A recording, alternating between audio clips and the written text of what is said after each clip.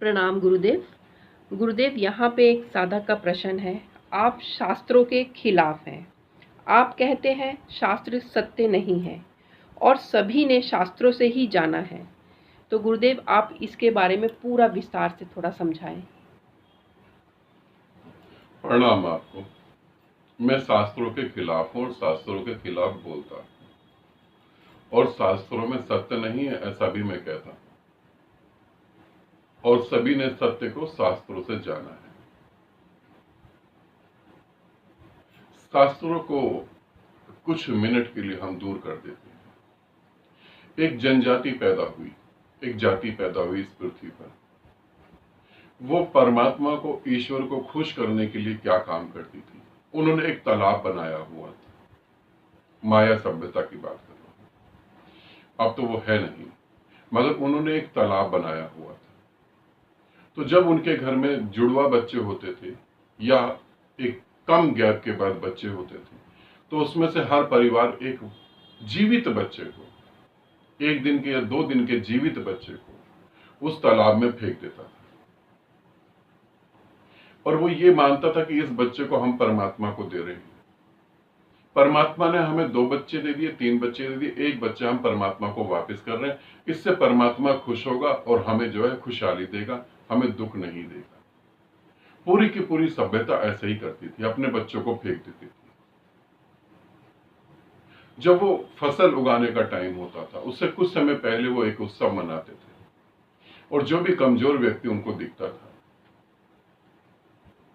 उसकी वो बलि चढ़ाते थे और अपने खेतों में खून को छिड़कते थे, ताकि परमात्मा खुश होगा और फसल अच्छे से उगे। बारिश नहीं हो, बारिश का समय आने लगता था, जैसे सावन, मतलब इंडिया में हूं तो मैं सावन ही बोलूंगा।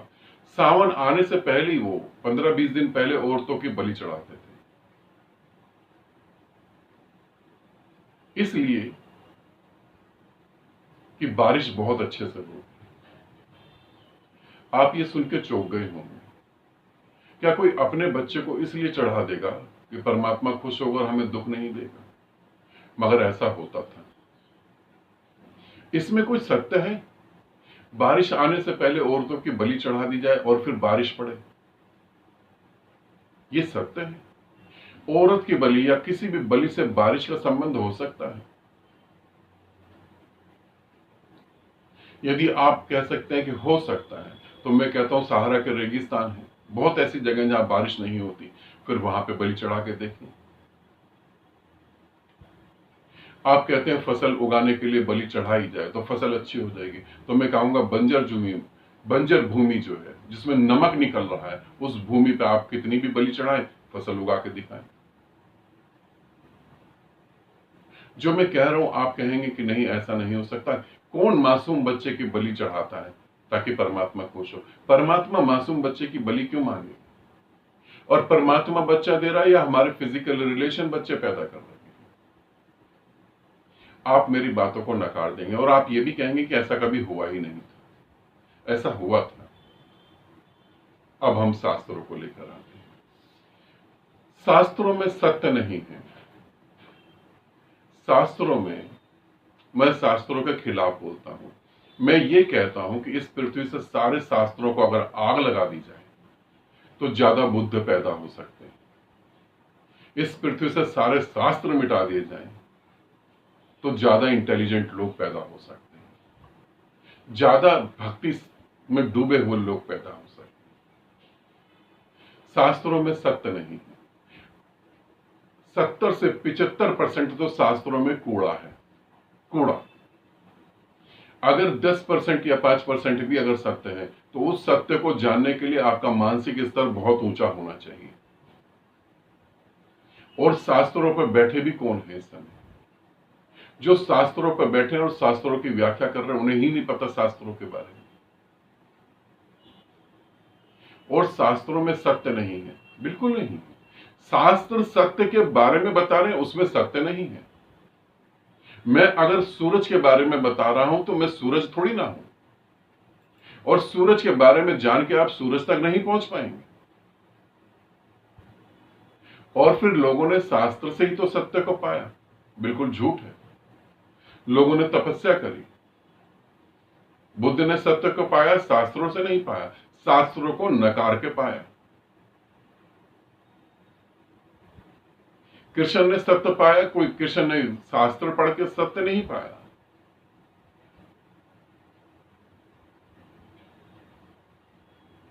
शंकराचार्य ने शास्त्र पाया, शास्त्र पढ़ के नहीं पाया। सत्य पाने के बाद शास्त्रों को निखारा था,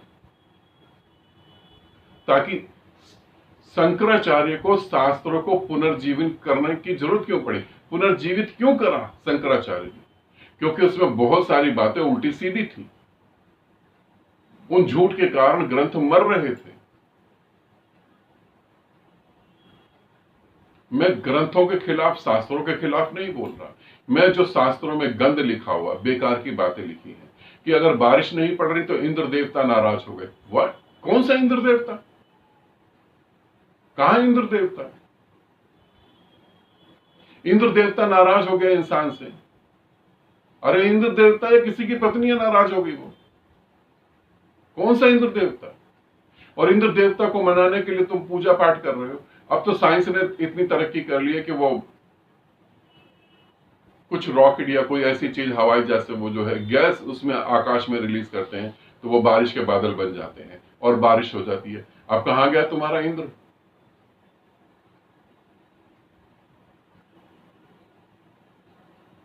जो कोविड के समय यज्ञ करके कोविड को भगा रहे हैं,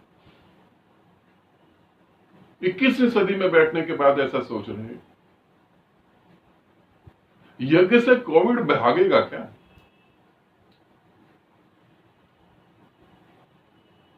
मगर मेरा भारत महान।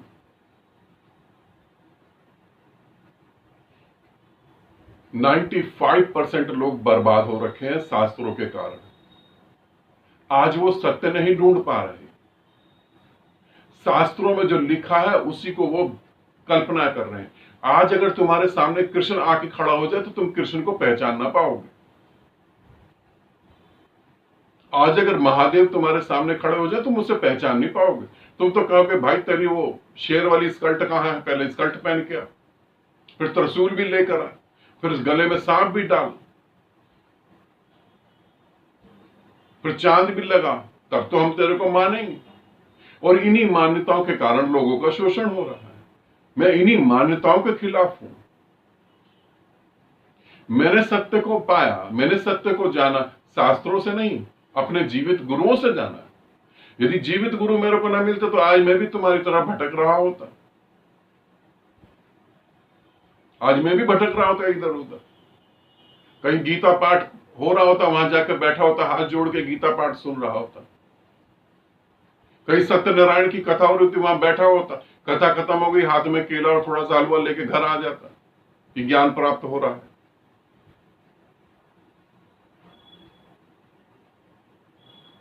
मैं भी तुम्हारी तरह धक्के खा रहा होता। नहीं, जीवित गुरु महत्वपूर्ण है। बुद्ध जब जाने लगे तो बुद्ध ने कहा था कि किसी गुरु के पीछे मत चलना, अपने अनुभव के पीछे चलना, क्योंकि बुद्ध को मालूम था अब बुद्ध के पीछे जो सन्यासी है वो शोषण कर सकते हैं पब्लिक का, और तुम शोषित होने के लिए तैयार हो। बुद्ध को मालूम था, इसलिए बुद्ध ने कहा कि नहीं, अपना स्वयं का अनुभव। बुद्ध ने कहा मेरा भी नहीं सुनना। बुद्ध ने क्यों कहा कि मेरा भी नहीं सुनना? क्योंकि बुद्ध को पता था अब तुम्हारी धारणाएं कौन तोड़ेगा। और बुद्ध भी क्या करते, समझा समझा के मर ही गए। समझे कहां? आज भी बुद्धिस्ट बुद्ध के मंदिरों में लोग जाके वही मांग रहे हैं, मेरा बेटा हो जाए, मेरी बहू आ जाए, ये हो जाए, वो हो जाए। आज भी भीख मांग रहे हैं।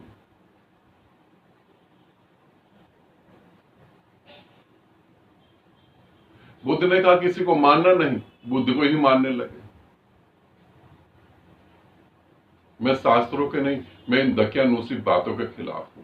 जो इन बातों से शोषण होता है, मैं उन बातों के खिलाफ, मैं उन लोगों के खिलाफ हूं जो तुम्हें धोखा दे रहे हैं। एक आदमी कह रहा है 18 साल से मेरी किडनी खराब है और मैंने किडनी का नाम रख लिया कृष्ण और राधा, और मेरी किडनी ठीक है। मैं कह रहा हूं डेली उसे खूब सारा प्रोटीन खिलाओ, डेली उसे खूब सारा प्रोटीन खिलाओ, जितना प्रोटीन वो खा सकता है।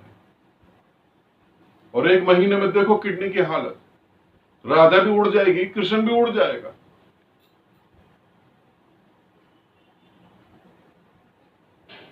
जब आप अपनी केयर करते हैं तो आप एक लंबा जीवन जीते हैं। इसमें धर्म और भगवान की कहीं कोई बात नहीं है। ऐसे बहुत सारे लोग हैं जिनको डॉक्टर ने बोला कि अगर आप ऐसा करेंगे तो आपकी किडनी खराब हो गई है, ऐसा करेंगे तो आप जल्दी मर जाएंगे, ऐसा नहीं करें, वो भी जीते हैं। नास्तिक भी जीते हैं।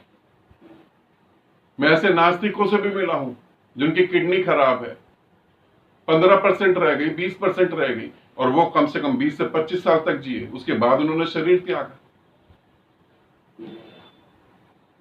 मैं ऐसे लोगों के खिलाफ हूं। मैं ऐसे मूर्ख जो लोग हैं उनके खिलाफ हूं। मैं सत्य के पक्ष में हूं। कोई कह रहा है मेरे रावण से बात कर ली फोन पे, और मुझे तो ये समझ ही नहीं आता कि सच में हिंदुस्तान में पढ़े लिखे लोग, सच में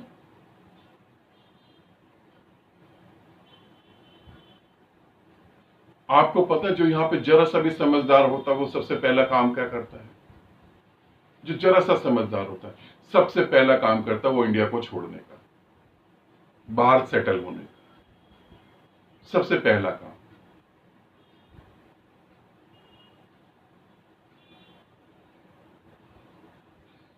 मैं शास्त्रों के नहीं, मैं झूठ के खिलाफ हूं। मैं धोखेबाज के खिलाफ हूं। मैं जीसस के खिलाफ नहीं हूं। मेरा जीसस से बहुत प्रेम है। मैं बुद्ध के खिलाफ नहीं हूं, बुद्ध से मेरा बहुत प्रेम है। मैं कृष्ण के खिलाफ नहीं हूं, मैं शिव के खिलाफ नहीं हूं, मैं साईं के खिलाफ नहीं हूं। इनसे प्रेम है क्योंकि ये मेरा ही तो रूप है, इनसे मेरा बहुत प्रेम है। मगर जो तुम्हारी मान्यताएं बन गई हैं, जिन लोगों ने तुम्हारी मान्यताओं को मजबूत करा, मैं उनके खिलाफ। तुम्हारी मान्यताओं से तुम्हारी कोई गति नहीं हो रही। तुम सत्य को देखना ही नहीं चाहते हो। अगर कोई आदमी तुम्हारा भविष्य बता देता है तो ये भी तो हो सकता है इलेक्शन से पहले उससे पूछो कि ये नेता हमारे लिए क्या करेगा। अगर वो भविष्य बता सकता तो ये भी बता सकता ये नेता क्या करेगा। और अगर वो नेता उस काम को नहीं करता तो तुम समझो कि वो झूठ है बिल्कुल।